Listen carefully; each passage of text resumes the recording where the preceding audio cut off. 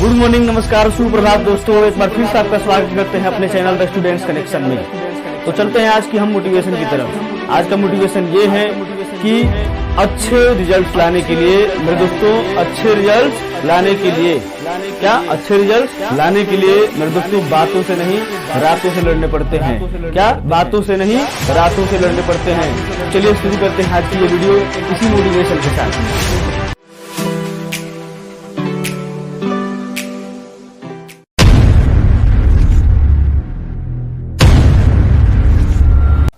तो विसर्ग संधि वीडियो 2 यहाँ पे नियम 5 से शुरू करते हैं। नियम 5 कहता है कि विसर्ग के पहले कोई और स्वर हो, विसर्ग के पहले कोई और स्वर हो अ आ को छोड़कर। किसको छोड़कर? अ आ को छोड़कर। तथा विसर्ग के बाद कोई और स्वर हो और इसके साथ वर्गों का तीसरा और चौथा और पांचवा वर्ण और उसके साथ अगर य र ल व हो या र ल व ह हो तो विसर्ग के स्थान पर र हो जाता है। क्या हो जाता है? विसर्ग के स्थान पर र हो जाता है। एक बार फिर से देखते हैं। विसर्ग के पहले कोई और स्वर अ आ को छोड़कर तथा विसर्ग के बाद कोई और स्वर और फिर वर्गों का तीसरा, चौथा और पांचवा वर्ण हो और इसके साथ अगर य र ल व ह हो तो विसर्ग के स्थान पे र हो जाता है। क्या हो जाता है? विसर्ग के स्थान पे र हो जाता है। ठीक है, जैसे कुछ उदाहरण है यहाँ पे। नि प्लस झर बराबर निर्झर, नि प्लस झर बराबर निर्झर। देखिए विसर्ग के पहले कोई और स्वर, इसमें कौन सा स्वर लगा है आप खुद बता दीजिए। यहाँ पे छोटी ई लगा हुआ है। ठीक है, और उसके बाद वर्गों का तीसरा, चौथा, ये क्या है? चवर का चौथा वर्ण है। ठीक है, तो विसर्ग के पहले कोई और स्वर और उसके साथ अगर वर्गों का तीसरा या चौथा, तो चौथा वर्ण हो गया और उसके बाद य र ल व में से कोई और हो। देखिए यहाँ पे र है कि नहीं? तो इस प्रकार क्या हो गया? ये विसर्ग के बदले यहाँ पे र हो जाता है। क्या हो जाता है? विसर्ग के स्थान पे र हो जाता है। जैसे देखिए निह प्लस झर बराबर निर्झर। देखिए यहाँ पे आधा र लगा हुआ है तो निह प्लस झर बराबर निर्झर। निह प्लस धन बराबर निर्धन। दुह प्लस आत्मा बराबर दुरात्मा और दुह प्लस गंध बराबर दुर्गंध। ठीक है, इसके बाद नियम 6 क्या कहता है देखते हैं। यहाँ पे नियम 6 कहता है कि यदि विसर्ग के पहले कोई स्वर हो, विसर्ग के पहले कोई स्वर हो और बाद में च छ या तलाबी सा हो तो विसर्ग का तलाबी सा हो जाता है। क्या हो जाता है? तलाबी सा। फिर से देखिए, विसर्ग के पहले कोई स्वर हो, कोई स्वर समझते हैं अ आ, ठीक है, और बाद में उसके बाद में च या छ हो, ठीक है, या तलाबी सा भी हो तो विसर्ग के स्थान पे क्या हो जाता है? तलाबी सा हो जाता है। जैसे यहाँ पे देखते हैं उदाहरण में, यहाँ देखते हैं कि नि प्लस च, विसर्ग के पहले कोई स्वर है। ठीक है, विसर्ग के पहले कोई स्वर है और बाद में च या छ या तलाबी सा, तो यहाँ पे च है। ठीक है, तो क्या हो जाएगा? विसर्ग के स्थान पे क्या हो जाएगा? यहाँ पे तलाबी सा हो जाएगा। ठीक है, तो निह प्लस चय बराबर निश्चय, निह प्लस छल बराबर निश्चल और उसी प्रकार निह प्लस तार बराबर निस्तार, निह प्लस सार बराबर निस्सार। ठीक है,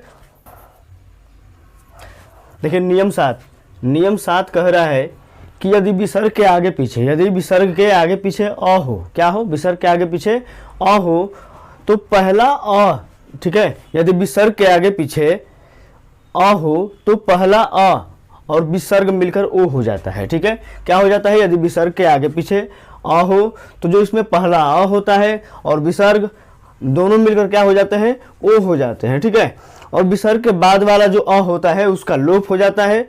उसका क्या हो जाता है? उसका लोप हो जाता है तथा उसके स्थान पर लुप्ताकार चिन्ह लग जाता है। ये है लुप्ताकार चिन्ह।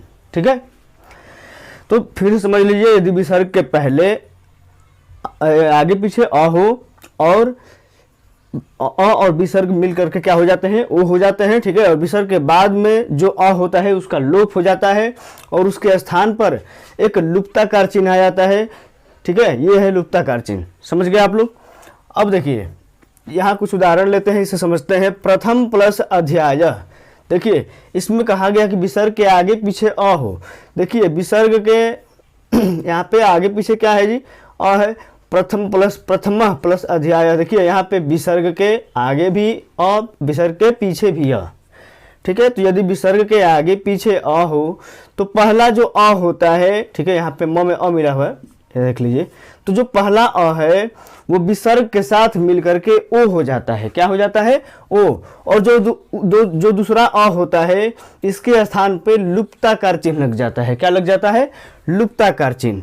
तो देखिए प्रथम प्लस अध्याय बराबर प्रथमो अध्याय, यहाँ पे लुप्ताकार चिन्ह लग गया। ठीक है, एक बार फिर समझ लीजिए ध्यान से।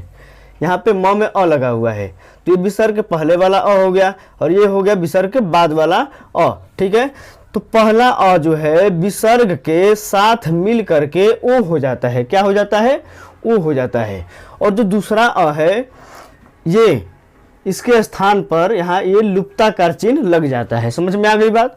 तो प्रथमा प्लस अध्याय बराबर प्रथमो अध्याय, यश प्लस अभिलाषी बराबर यशो अभिलाषी।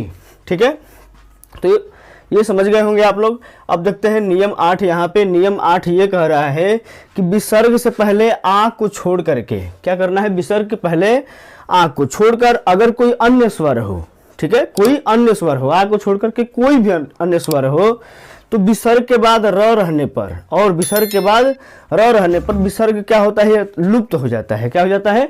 लुप्त हो जाता है। तथा उससे पहले जो ह्रस्व था, ठीक है, छोटी ई का मात्रा था, वो क्या होता है? वो दीर्घ हो जाता है। क्या हो जाता है? दीर्घ हो जाता है। ठीक है, यहाँ उदाहरण से समझते हैं। यहाँ पे देखिए क्या कर रहा है कि विसर्ग से पहले आ को छोड़ करके, विसर्ग से पहले आ को छोड़िए। देखिए यहाँ पे छोटी ई है ना, तो विसर्ग के पहले आ को छोड़ करके कोई और स्वर हो यानी कि ई है, ठीक है, तथा जो विसर्ग के बाद र है तो क्या होता है? इसके स्थान पर विसर्ग क्या होता है? लुप्त हो जाता है, विसर्ग गायब हो जाता है। देखिए यहाँ पे गायब हो गया है। जैसे निह प्लस रस बराबर नीरस, निह प्लस रस बराबर नीरस, निह प्लस रोग बराबर निरोग। ठीक है, अब नियम 9 चलते हैं। नियम 9 क्या कह रहा है? यहाँ पे देखिए विसर्ग के बाद तालाबी स मूर्धनी स दांती स, ठीक है, विसर्ग के बाद तालाबी स दांती स मूर्धनी स, सॉरी, तालाबी स मूर्धनी स दांती स रहने पर विसर्ग या तो यथावत रहता है, जस्ट वैसे ही रहता है, या उसके जो आगे वाला वर्ण है वो हो जाता है। ठीक है, विसर्ग के बाद अगर तालाबी स मूर्धनी स दांती स रहे तो विसर्ग या तो यथावत रहेगा या तो विसर्ग क्या होगा? या तो उससे आगे वाला वर्ण हो जाएगा। ठीक है, जैसे यहाँ पे देखते हैं निह प्लस संदेह तो बराबर निह संदेह। ठीक है, विसर्ग के बाद या आगे पीछे देखिए यहाँ पे क्या है? दांती स है। ठीक है, तो विसर्ग यहाँ पे या तो यथावत है या तो विसर्ग या तो इसका आगे वाला हो जाता है। ठीक है, आगे वाला वर्ण हो जाता है। तो निह प्लस संदेह बराबर निस्संदेह और निह प्लस सहाय बराबर निस्सहाय। ठीक है, तो दोस्तों आज खत्म हो गया। आज संधि पूरी खत्म हो गया है और मैं संधि का भी MCQ लेके आऊँगा आप लोगों के सामने, इसका ट्रिक भी लेके आऊँगा। ठीक है, तो आप लोग घबराए नहीं। 2-3 दिन से सेटअप का काम चल रहा था इसलिए थोड़ी सी वीडियो रुक के आ रही थी, पर अब ट्राई करेंगे कि वीडियो जल्दी से जल्दी आए। और इंग्लिश के लिए भी आप लोग रेडी हो जाइएगा, जितना भी B.Ed का सिलेबस है उन सब के लिए रेडी हो जाइएगा। टाइम में आप लोगों को अगली वीडियो में बता दूंगा कि किस किस टाइम पे कौन कौन सी सब्जेक्ट की ये वीडियो आएगी। ठीक है, अगर कोई भी कमी हमारे इस काम में दिख रही हो तो आप थोड़ा सा मुझे कमेंट बॉक्स में आप मुझे सलाह दे सकते हैं, मेरी कुछ कमियां जो है बता सकते हैं।